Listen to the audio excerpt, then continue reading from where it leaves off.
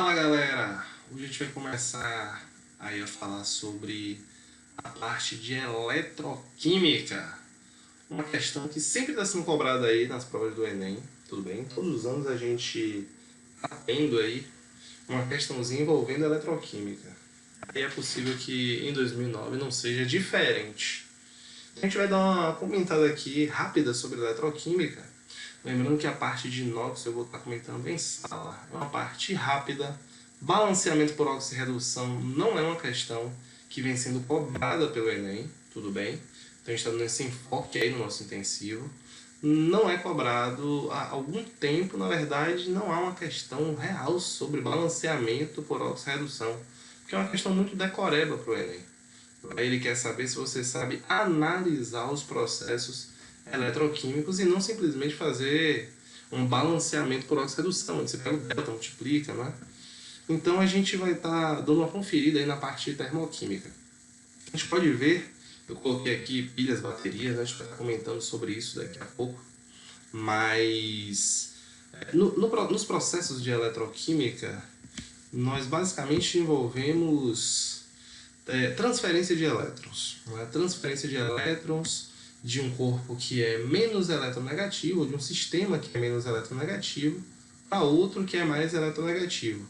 Basicamente seria essa a noção sobre eletroquímica, transferência de elétrons. Nós podemos, na verdade, a partir dessa transferência de elétrons, gerar uma corrente elétrica e utilizar isso para diversos fins, para acender uma lâmpada, para colocar um aparelho eletrônico para funcionar, tudo bem? Mas podemos também pegar as reações que geram essa corrente elétrica e, na verdade, gerar novos produtos ou, na verdade, substâncias simples. Então, é um processo de eletrólise que a gente vai estar comentando daqui a pouco, tá bom? Então, quando a gente vai falar aí sobre eletroquímica, a primeira parte sempre é pilhas. Tá? É um processo de pilha. Pilha não é simplesmente um objeto. Pilha é um processo eletroquímico. O processo de pilha vai ser a transferência de elétrons de um sistema para o outro, onde nós aproveitamos essa corrente elétrica. Tudo bem? Esse é o processo de pilha, um processo que utiliza aí oxirredução. Oxidar quer dizer perder elétrons. Perder elétrons quer dizer que eu fico com mais prótons, então o meu NOx acaba aumentando. Reduzir ganha carga negativa, ganha elétron, e o NOx, por exemplo, acaba reduzindo. Então o próprio nome já diz o que é feito com o NOx. Reduz, tá bom? Então são processos espontâneos onde nós temos essa geração de corrente elétrica. Tá? Já no processo de eletrólise a gente vai ter a formação de substâncias simples. Daqui a pouco a gente comenta melhor sobre isso. E aí nós acabamos tendo sempre o exemplo da pilha de Daniel, onde ele pegou lá sulfato de cobre, misturou com zinco, e aí obteve o cobre puro e sulfato de zinco, que a gente vai mostrar daqui a pouco aqui no nosso exemplo. Tá? Mas o que acontece? Entre essas duas espécies, entre o cobre 2+, e o zinco metálico, lembrando, as substâncias no seu estado fundamental têm NOx 0, tudo bem? Onde não ganhou nem perdeu elétrons e prótons estão equilibrados. Então nessa análise aqui, o que nós podemos perceber, que eu posso adiantar para vocês, que já tem uma ciência sobre eletroquímica, é que o cobre ele tem maior eletronegatividade do que o zinco. Tudo bem? Então nós acabamos analisando que esse cobre ele consegue atrair os elétrons do zinco com maior força do que esse próprio zinco.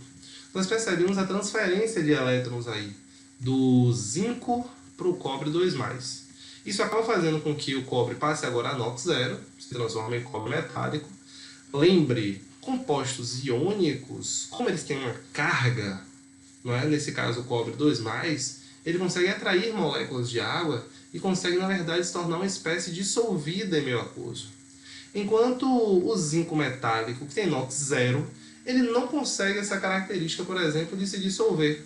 O zinco era uma barra, o cobre estava dissolvido em água, de repente passa a cobre 0, que não consegue ser dissolvido, então, por exemplo, ele vai aumentar o volume da parte sólida onde ele estiver contido, e o zinco, que era um sólido, acaba se dissolvendo porque acaba ganhando, na verdade, uma carga positiva, ou perdendo elétrons, como você achar melhor. Tudo bem? Então é isso que nós acabamos observando aí, não é? E nós utilizamos essa transferência de elétrons entre o zinco e o cobre para gerar uma corrente elétrica. Tá? Nós podemos perceber aqui, nessa pilha de Daniel, que ele utilizou com zinco e cobre, o exemplo mais cobrado nas provas, nós percebemos que, de um lado, a gente tem um eletrodo. O eletrodo é a parte onde os elétrons vão estar chegando, vão estar saindo, tudo bem? No caso das pilhas, geralmente os eletrodos são feitos do material que vai ganhar ou que vai perder os elétrons, certo? E aí aqui a gente tem um eletrodo de zinco e um eletrodo de cobre do outro lado, tá bom? Nós percebemos que aqui existem alguns íons já dissolvidos, naturalmente, e do outro lado, na verdade, os íons que eu preciso ter, ok? Muito mais íons cobre 2+, do que o zinco 2+. O zinco 2+, do outro lado, ele não participa realmente do processo. São os íons que vão ser gerados no meio. Mas aqui do lado do cobre, o cobre 2+, necessita estar nesse meio, porque é ele que vai acabar atraindo os elétrons. Tudo bem? Nós percebemos que, ao passar do tempo, como os íons cobre 2+, têm uma atração pelos elétrons, e esse fio condutor ele acaba gerando a possibilidade de transferência dos elétrons.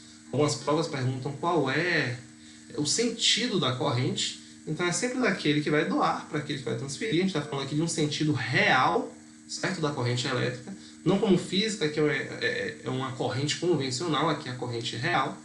Os elétrons acabam saindo do zinco e indo para o cobre. Tá bom?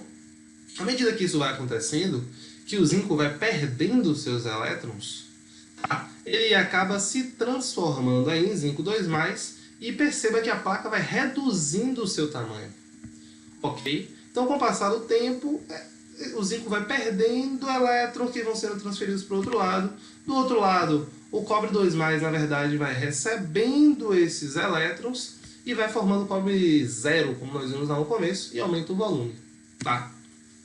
Então, percebemos que a solução ela vai alterando aí, né? Como a gente pode perceber, ó, voltando aí, o zinco ele tinha uma concentração, aumentou a concentração. Porque, na verdade, o zinco que era 0 passou a ser zinco 2+, aumentou a concentração aqui. Do outro lado, ao contrário, né? O cobre 2+, ele foi desaparecendo. Então, a concentração ela vai diminuindo, diminuindo, diminuindo. Bem, chega um momento que eu vou ter muitos íons zinco 2+ de um lado e poucos íons, por exemplo, cobre 2+ do outro. O que é que isso leva? Isso acaba levando a não atração dos elétrons pelos cobres 2+. E aí, a pilha tem uma tendência em parar. Porque se eu não tenho cobre desse lado para transferir, para atrair os elétrons lá do zinco, não tem como a minha pilha funcionar. O que é que nós fazemos então? Utilizamos uma bendita de uma ponte salina. Tudo bem? Essa ponte salina, ela possui um sal que tem cátions e ânions. E esses cátions e ânions vão acabar atraindo os íons em excesso de um lado e do outro, ou seja, atraindo os íons zinco 2+ de um lado e os íons, por exemplo, sulfato desse outro. Tudo bem? Nesse sistema aqui não está aparecendo, mas não tem como eu ter cobre 2+ puro. O cobre ele vem junto com sulfato. Então, na verdade, o sulfato ele acaba sendo atraído aqui pelos cátions e os ânions acabam atraindo o zinco 2+ do outro lado, equilibrando esses meios. Tudo bem? Então, para isso serve a ponte salina, para equilibrar os íons nos cátodos e ânodos. Ok? Nesse caso aqui, como nós vamos analisar semi-reações, de um lado nós temos o zinco que está perdendo o elétron, ele está se oxidando, né? Do outro lado a gente tem o cobre que está ganhando elétron, então ele está reduzindo. A gente pode fazer um somatório, aqui eu não preciso balancear, porque 2 são doados, 2 são recebidos, ótimo, maravilha. Ao final a gente vai ter lá zinco, cobre 2+, formando zinco 2+ e cobre 0. Esse é o que nós chamamos de reação global. E cada partezinha dessa nós podemos chamar aí de cátodo ou ânodo, não é? A gente vai analisar, por exemplo, essa questão das cargas. Como é que eu posso chamar de polo negativo da pilha? Veja, o polo negativo seria aquele local onde eu tenho uma maior concentração de elétrons. Na natureza, lembre, tudo sai de onde tem mais para onde tem menos uma coisa chamada dinheiro. Tudo bem? Então, como tudo sai de onde tem mais para onde tem menos o dinheiro, o que ocorre é o seguinte: Já que nós temos os elétrons saindo desse lado, devem ter mais elétrons, ou consideramos que eu teria mais elétrons desse lado aqui. Por isso ele é chamado polo negativo. Polo negativo, que nós vamos remeter esse negativo aí a ânion, e vamos chamar então a esse polo de ânodo, tudo bem? Então, polo negativo, onde eu tenho mais elétrons, nós chamamos de ânodo. Esse ânodo vai acabar transferindo elétrons para o outro lado, que vai ser a minha carga positiva, que está atraindo os elétrons, então vai ser o cátodo. Nada mais justo do que isso, tá? Cátodo está sendo quem recebe os elétrons, ânodo é aquele que doa, porque tem umas partezinhas negativas em excesso. Aí nós podemos representar a pilha ainda de uma forma abreviada, aonde, veja, se alguém perde dinheiro, alguém acha.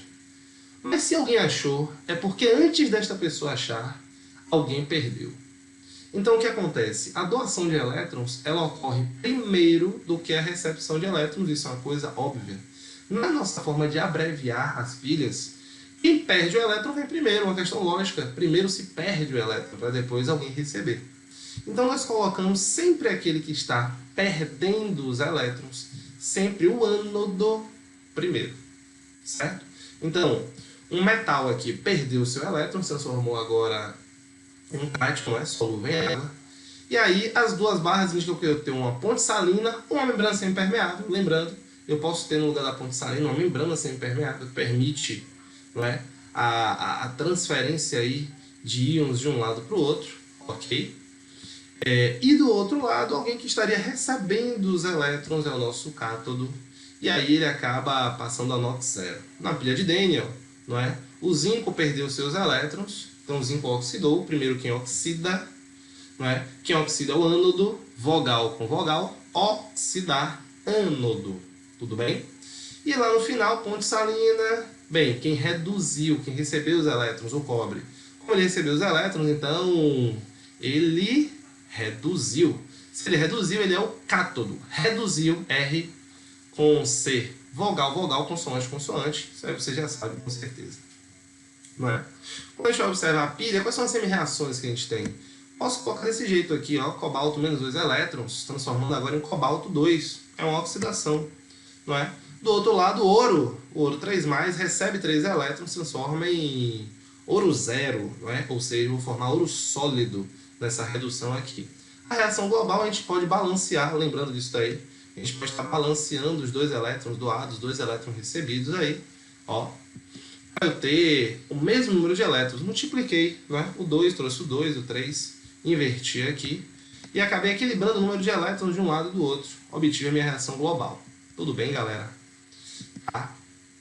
Aí, uns itenzinhos aqui, para ver se você consegue acertar sozinho. O eletrodo positivo, né? Eletrodo negativo.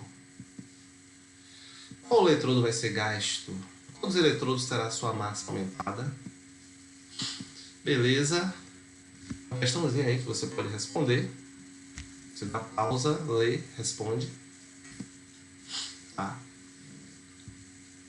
Tem certo foi o C, tudo bem? Pausa, lê, responde. Letra certa, C, não é? E aí, o que a gente pode analisar? Os metais fazem parte de uma reação de oxirredução, tem uma tendência em ceder ou receber elétrons. A gente chama essa tendência, que poderia ser uma eletronegatividade, de potencial. Então, quando a gente fala assim, ó, galera, potencial de oxidação, potencial de redução, leve em consideração que, ao fundo, seria uma questão de eletronegatividade. Qual dos átomos atrai os elétrons com maior força ou menor força? Tudo bem? Só que a eletronegatividade, eu preciso estar comparando sempre 2 átomos diferentes. Flúor com hidrogênio, flúor com cloro, oxigênio com nitrogênio. Depende de quem está ligado. E, na verdade, essa questão do potencial padrão de oxidação e de redução, nós estamos comparando todos os átomos a apenas um outro, que é o hidrogênio. Se considerou o hidrogênio como atração zero e foi se comparando flúor, cloro, bromo, iodo, sódio. Então, na verdade, essa tendência, esse potencial, nada mais é do que uma noção de eletronegatividade. Tudo bem? Nós temos uma tabela aqui, ó. Uma tabela, por exemplo, de redução. Então, como eu disse a você, se considerou a questão do hidrogênio, a formação do hidrogênio aí, ó, H+, mais 2 elétrons, transformando em H2 como sendo potencial zero. Então, o potencial de hidrogênio, o potencial zero, foi considerado o padrão. E todos os outros podem, ou, como eu estou falando aqui sobre redução, receber elétrons com maior facilidade ou menor facilidade. Por exemplo, cobre, ferro, prata recebem esses elétrons com, na verdade, uma maior facilidade. A gente tem um potencial padrão positivo, tá? Um potencial padrão positivo quando eu comparo, por exemplo, com esses outros metais aqui de cima. Lítio, magnésio, alumínio, todos esses metais que na verdade têm um maior caráter metálico, né? Se você for perceber aqui, família 1A, família 2A, família 3A, né? Então tem maior tendência, na verdade, em perder os seus elétrons e não em receber elétrons. Ok? Quando a gente vai analisar alguns itens na eletroquímica, por exemplo, os metais de sacrifício. O que são esses metais de sacrifício? Se eu faço uma tubulação, por exemplo, de ferro, e eu coloco ela lá embaixo da terra, está passando água, certo? Esgoto, o que for. Está transportando fluidos aí de um lado para o outro. O que é que ocorre? Lá embaixo da terra vai chover, eu tenho minerais, esses minerais podem acabar oxidando essa minha tubulação de ferro. O que é que nós fazemos? Colocamos um metal em volta dessa tubulação de ferro, que tem maior tendência em perder os elétrons, maior tendência em oxidar. Lembre que o enferrujar é um processo de oxidação.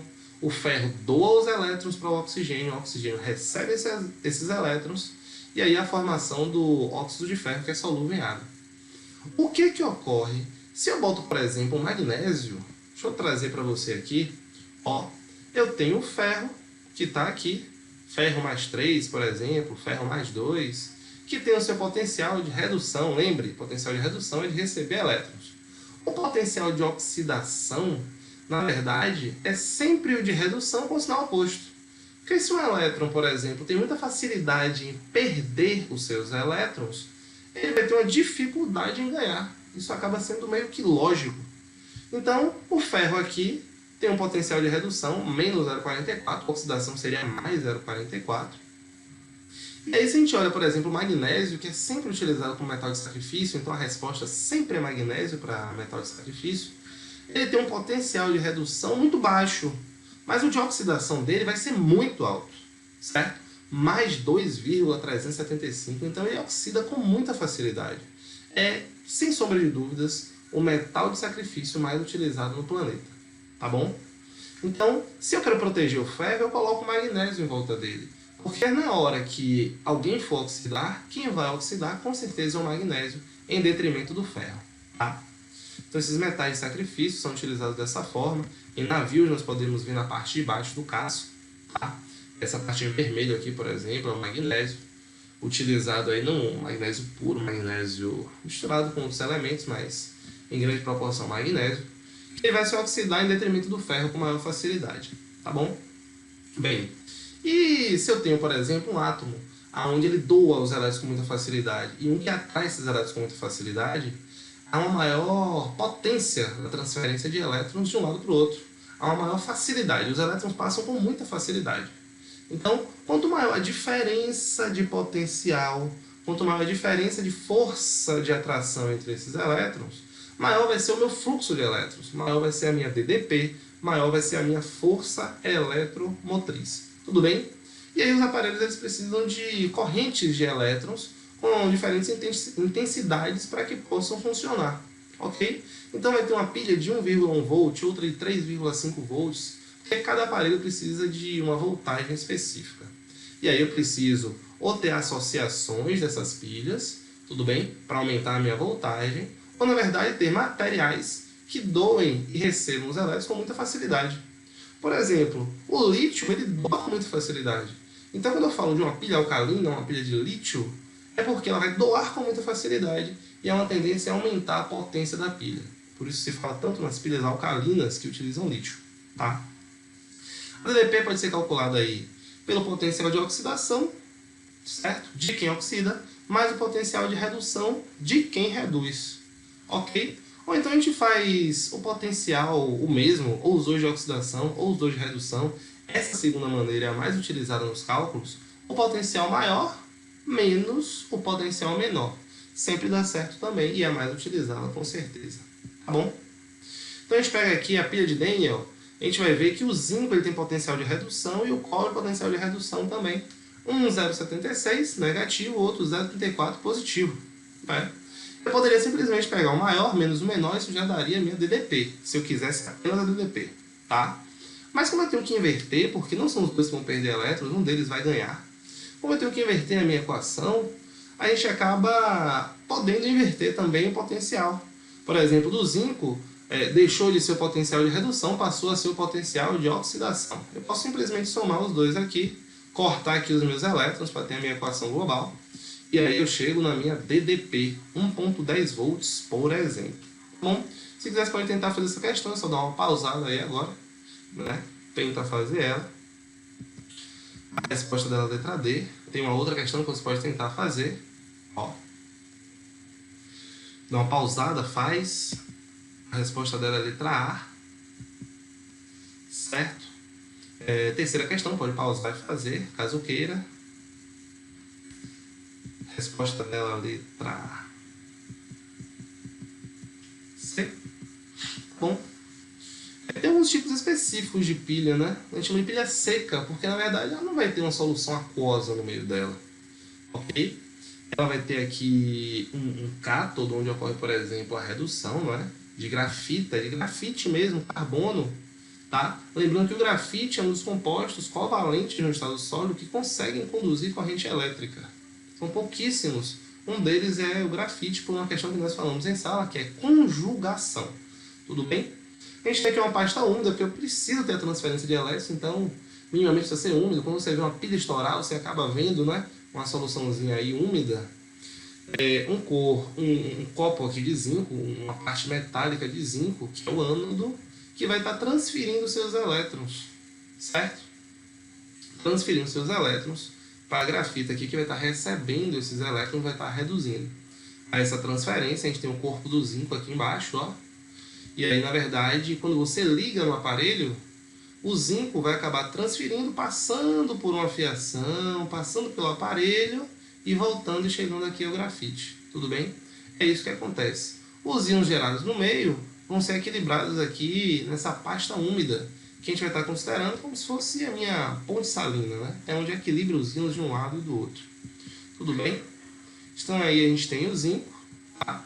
Aqui nessa pasta úmida a gente tem alguns íons, não precisa lembrar desses íons aí. Para esse processo, é interessante só que você conheça, né? As pilhas recarregáveis, a gente não vai citar tanto elas aqui. Baterias que vocês acabam vendo aí na parte de física, uma associação de pilhas, né? A gente pode recarregar, por exemplo, num carro com alternador. Então, por isso que às vezes a gente tem que manter o carro ligado quando quer ter o som ligado. Alguns itens a gente consegue ver, né, a partir da diferença de elétrons que eu tenho de um lado do outro, porque o limão ou as frutas cítricas, elas vão ter em pontos diferentes, pequenas diferenças de concentrações de ácido. Tem um local que tem mais ácido do que outro, e isso daí acaba interferindo na quantidade de elétrons. Então, em um ponto da laranja e outro ponto da laranja, ou limão, ou batata, o que for, que possa ter minimamente uma característica ácida ou até básica, né, se existir algum fruto dessa forma, o que ocorre é que existe uma diferença de elétrons de um lado para o outro, o que também é uma diferença de potencial. Então existe a transferência de um lado para o outro, porque tudo na natureza passa de onde tem mais para onde tem menos. Menos dinheiro, exatamente. Tá bom, e aí entra o processo de eletrólise, não é? O processo de eletrólise nada mais é do que utilizar a corrente elétrica para formar substâncias simples, tá bom? Então, o que a gente vê na bendita da eletrólise? A gente tem um gerador, ok? Uma tomada, uma bateria, aonde ela funciona da seguinte forma: os elétrons saem por um lado desse gerador e eles têm que voltar pelo outro lado. O gerador tem que ser alimentado. Ele alimenta e tem que ser alimentado. Os elétrons têm que sair e têm que voltar. Vão existir espécies que vão receber esses elétrons, tudo bem? Então, geralmente são cátions que recebem esses elétrons. E alguns ânions têm a possibilidade, por exemplo, de doar esses elétrons para o mesmo gerador. Ok, galera? Veja, se desse lado aqui os elétrons estão saindo, é porque eu tenho uma maior concentração de elétrons. Então a gente diz que esse polo aqui é o polo negativo, onde os elétrons saem é o polo negativo, onde os elétrons voltam é o polo positivo. Tudo bem? Nesse caso aqui são eletrodos geralmente de platina, são eletrodos de um metal que tem baixa reatividade, porque se algum material ficar preso aqui e eu quiser retirar ele, eu posso raspar se na verdade tem uma reatividade ali. Então a platina ela se torna muito estável nesse processo. Não é? Ela não é como o ouro, que é muito maleável, e se eu colocasse aqui no meio, por exemplo, com a corrente elétrica, poderia haver um aquecimento e esse ouro se maleabilizar demais, não funcionar para o meu processo. Tudo bem? Mas, deixa eu passar essa partezinha aqui para mostrar a vocês a eletrólise. Por exemplo, a gente diferencia a eletrólise ígnea, aquosa, né? A eletrólise ígnea é quando você pega um sal, aquece esse sal, os íons se separam, cátions e ânions, e agora a gente vai conseguir aquele processo inicial de os cátions vão receber elétrons, os ânions vão doar, e a gente consegue formar substâncias simples. Essa eletrólise é ígnea. Né? Na eletrólise ígnea, o que acontece? O gerador ele acaba mandando os elétrons aqui para o meu eletrodo e os cátions vão receber. Veja, nesse processo onde os cátions recebem elétrons, então você recebe uma carga negativa, nós chamamos de processo de redução. Não é? Então, se aqui ocorre o processo de redução, quer dizer, cátodo se refere à redução. Não é? Então, Renato, mas cátodo, o polo não é negativo? Pois é, na eletrólise os polos são invertidos. O cátodo é o polo negativo e o ânodo vai ser o polo positivo. Porque, na verdade, desse lado aqui, do lado positivo, os ânions perdem elétrons, então eles se oxidam. Quem se oxida acaba sendo chamado de ânodo, e sempre foi assim. Então nós acabamos considerando exatamente isso. Polos invertidos em relação à pilha, essa é a nossa eletrólise. Tá bom? Quando a gente vai pegar, por exemplo, o processo de eletrólise ígnea, a gente percebe aí, não é? Cloreto de sódio, a gente pega, joga o sal em determinado recipiente, aquece, ele vai se transformar em Na+, Cl-. O Na vai receber os elétrons, certo? Recebe os elétrons e o cloro vai doar os seus elétrons. Então, quando a gente acaba fazendo todo esse processo, o que nós percebemos é o seguinte: o Na recebe elétrons, forma 2Na, substância simples. Esse é o critério da eletrólise de formar substâncias simples. Do outro lado, Cl-. Mas, Renato, por que eu tenho que ter Cl2? Porque é a substância simples do cloro. Como eu quero sempre formar substância simples, se for hidrogênio, H2, cloro, Cl2, flúor, F2, tudo bem? Agora, metais, sódio, ferro, cobre, o que for, metal não tem índice. Cobre, né? Cobre 2 no cantinho. Tem cobre 2 mais que é um íon, mas não cobre 2 no cantinho. Então, é cobre 0, NOx 0, né? Substância simples, cobre, ferro, sódio. A gente acaba colocando purinho dessa forma. Mas a metais geralmente formam espécies diatômicas. Cl2, H2, F2, I2, Br2, né? N2. Então é o que ocorre no nosso processo de eletrólise. Aí o que a gente percebe na reação global? Sódio recebeu elétrons, transformou em 2Na. Cloro menos, 2, não é? Cloros menos. Perderam seus elétrons, se transformando em cloro 2. Tá? Nosso processo final, a gente tem lá sódio metálico e cloro gasoso. Tudo bem? Se você quiser, pode resolver essa questãozinha. A resposta é letra B. Semi-reação de redução. Pode responder essa questãozinha também. Onde a resposta é letra C. Tudo bem? Na eletrólise aquosa, o que vai acontecer é o seguinte: eu vou ter a concorrência de íons. Eu posso ter 2 cátions e eu posso ter 2 ânions no mesmo processo. De forma que eu vou precisar saber qual dos 2 cátions ou qual dos 2 ânions é que na verdade vai receber, no caso dos cátions, e doar, no caso dos ânions, seus elétrons. O que a gente acaba analisando nesse processo? Basicamente a eletronegatividade. Né? Por exemplo, em relação aos íons negativos, né, ou seja, aqueles que vão doar os seus elétrons no processo de eletrólise, aqueles que forem mais eletronegativos, com certeza não serão se vão doar. Flúor e compostos oxigenados têm uma menor tendência em doar os seus elétrons do que ânions que não têm oxigênio. Logicamente, são menos eletronegativos. Tá? Então, em uma descarga, não são eles que vão acabar doando os elétrons. E no polo negativo, onde há uma recepção de elétrons, aqueles que têm maior eletronegatividade, certo? Atrai os elétrons com maior força, com certeza são aqueles que vão receber os elétrons primeiro. Como os menos eletronegativos são família 1A, 2A, alumínio, eles são os últimos a receber os elétrons se estiverem no meio.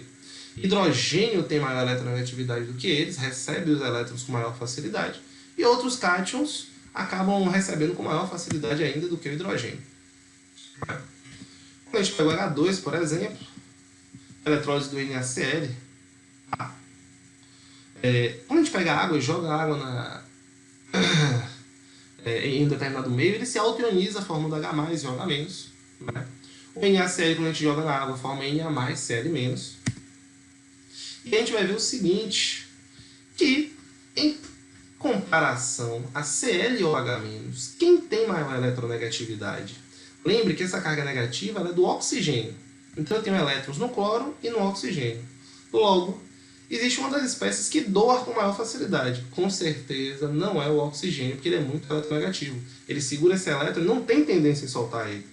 Então o cloro vai ser a espécie que vai acabar doando o elétron no processo de eletrólise. Ele que doa para o polo positivo, que no caso aqui é o ânodo. O que vai acontecer? Quando o cloro doar o seu elétron, ele na verdade vai passar agora a ser cloro 2. Já no cátodo, por exemplo, quando a gente vai comparar lá, vai ser o H+, ou o Na+, que vai estar recebendo elétrons. Uma família 1 é menos eletronegativa do que o hidrogênio, vai ser o hidrogênio que vai receber os elétrons do meu gerador e ele que vai formar H2. Tudo bem? Então, nosso processo forma Cl2 de um lado, H2 do outro, duas espécies gasosas aí no meio. Tá? E ao final, acaba sobrando íons Na, íons OH. Ou seja, o meu meio fica básico. Se eu tivesse isso daí em um meio aquoso e eu jogasse fenolftaleína, que é um indicador ácido-base, nós poderíamos aí simplesmente ter um meio rosa. Veja só, na eletrólise aquosa do NaCl, o que nós percebemos é que os hidrogênios de um lado vão receber os elétrons, não é? O cloro do outro lado é que vai estar doando os elétrons. Por quê? Porque ele é menos eletronegativo, não preciso gravar a fila de reatividade, ele é menos eletronegativo do que o oxigênio. Do outro lado, vai ser o hidrogênio que vai estar recebendo esses elétrons, formando H2 gasoso. E o meio fica com NaOH, ou seja, fica um meio básico. Se eu botar fenolftaleína, o meio vai ficar vermelho, tudo bem? Ou rosado, como você quiser. Vou passar aqui a eletrólise do sulfato de cobre, tá? Se quiser pode responder essa questão. A resposta dela, item B. Tá?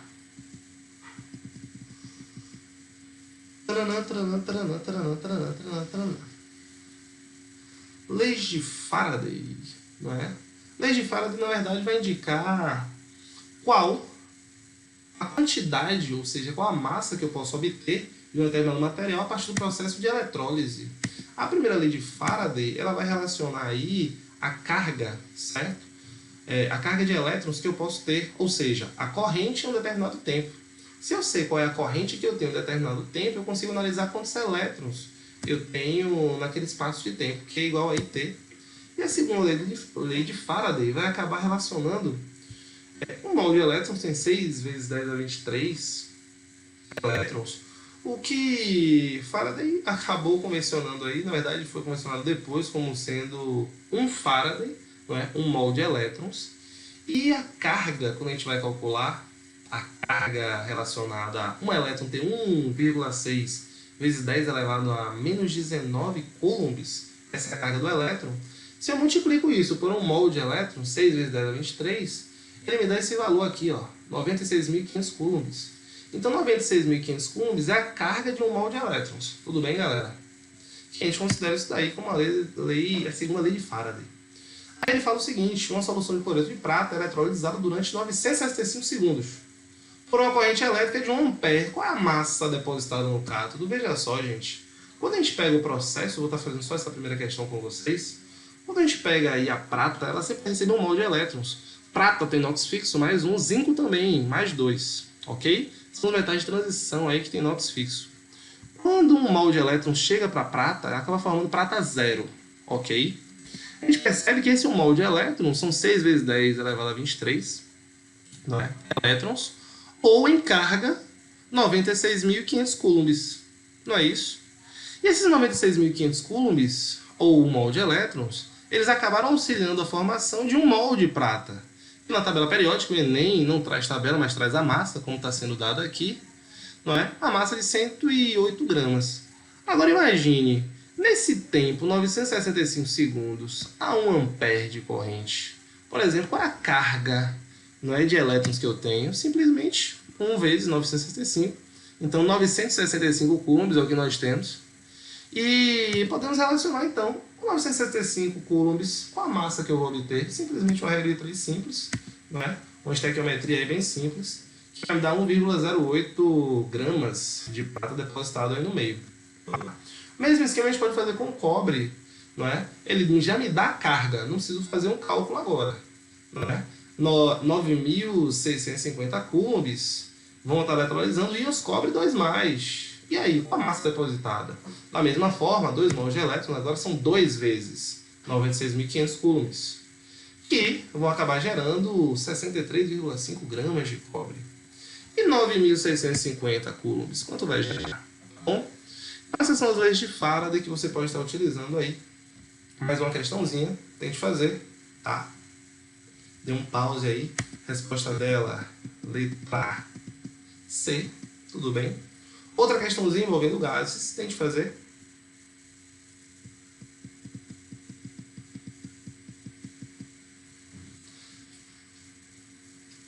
Uma quinta questãozinha. Tá bom, galera? Então, esse foi a eletroquímica. A gente vai estar falando aí na nossa aula na segunda-feira sobre NOx. Começa a aula falando sobre NOx, que é bem rápido. Vou fazer 2 questões de balanceamento de óxido-redução, só para a gente ter visto como é o balanceamento de óxido-redução, tá? Como é o esquema feito. E, na verdade, a gente começa a comentar aí sobre inorgânica. Certo? sobrando um tempinho, a gente fala sobre ácido, base, sais, óxidos, como diferenciar, somente a introdução. Valeu, galera. Beijo, tchau, tchau. Até segunda.